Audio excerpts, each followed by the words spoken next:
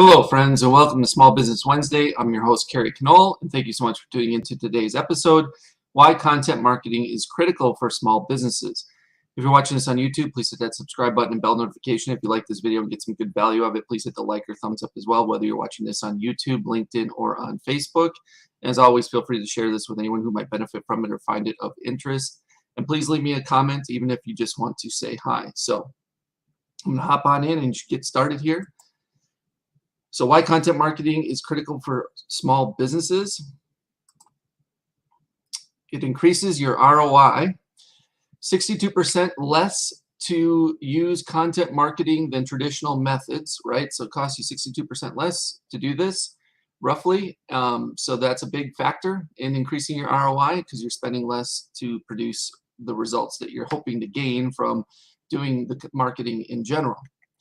Number two, all types of content marketing will boost your ROI. So any type of content marketing you can possibly think of doing, whether that's blogging or it's posting content on different social media platforms or whatever the case may be, all of it will eventually boost your overall ROI.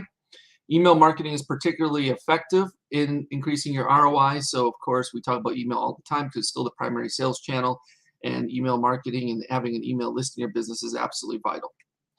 Campaign Monitor, for instance, just shared some data which shows a targeted segmented email campaign can lead to a staggering 760% increase in revenue. So that's how impactful email marketing really can be for your business. Okay.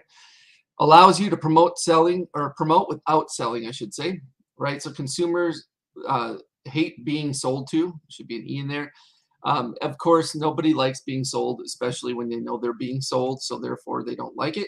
The key is to provide useful and relevant information your audience wants to read, right? So you can't just write about, your dog or your cat or something along those lines. You definitely need to be providing useful and relevant information that your audience wants to read that has something to do with what you're doing in your own business. By covering issues that your audience faces outside of what you offer will keep them coming back for more. So the more that you actually are sharing relevant information and useful information that your audience is going through, in and out of their life, then they'll want to keep coming back to read more of what you have to say.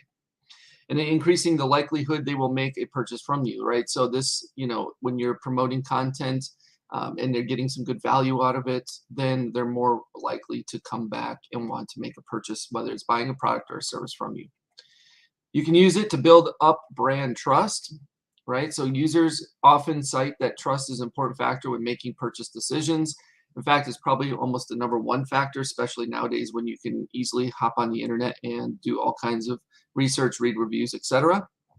If consumers don't trust you, they just simply won't buy from you, and this is also a fact. The more a consumer doesn't understand who you are or what you're about, the more they're going to be skeptical about your business, and then they will turn to your competitors rather than you.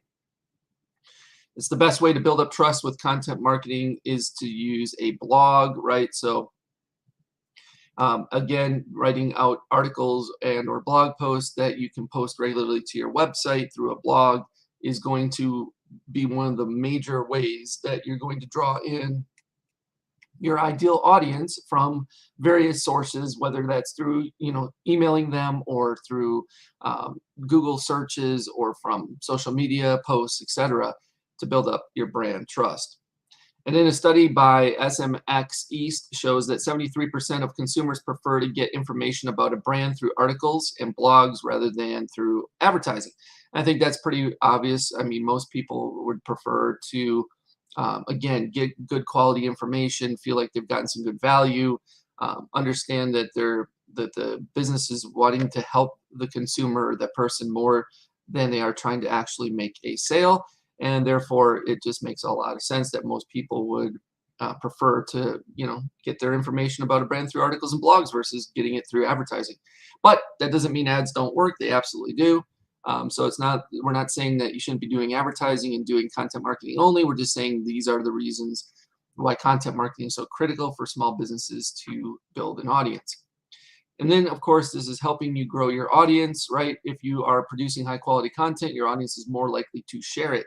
And we know that once it gets shared, it's more likely to actually have a chance to reach, exponentially reach more and more people, basically almost possibly going viral. This builds brand awareness, getting your audience promoting you, which is also a huge benefit, right? Because now you have an army of people who basically are supporting you and promoting you and showing that they also trust you, and that helps build further trust, and it just can help build your brand even further.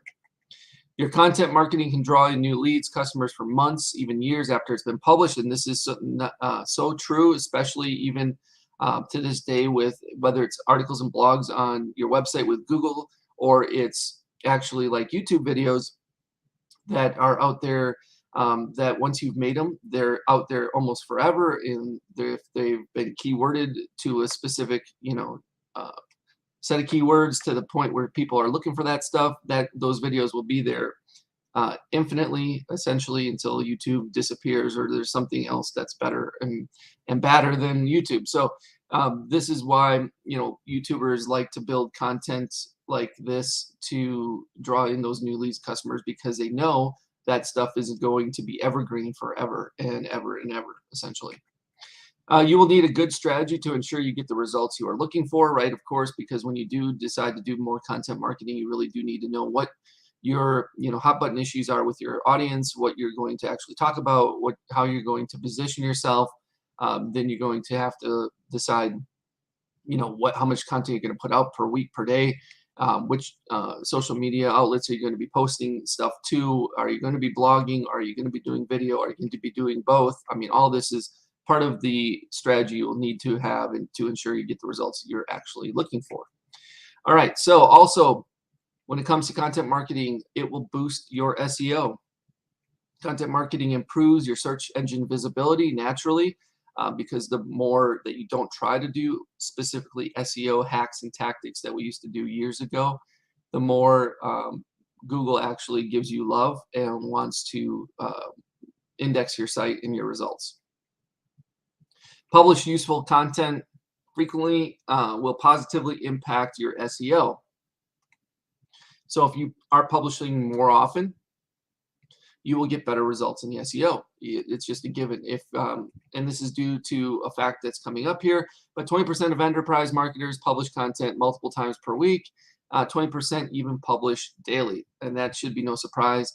The bottom line is you need to be publishing as often as possible, because with the attention spans we now have these days, as they say, we don't have an attention span any more than a goldfish, right? So the bottom line is you need to be putting content out regularly and reminding your audience that you exist and that you can be there for them and help them out.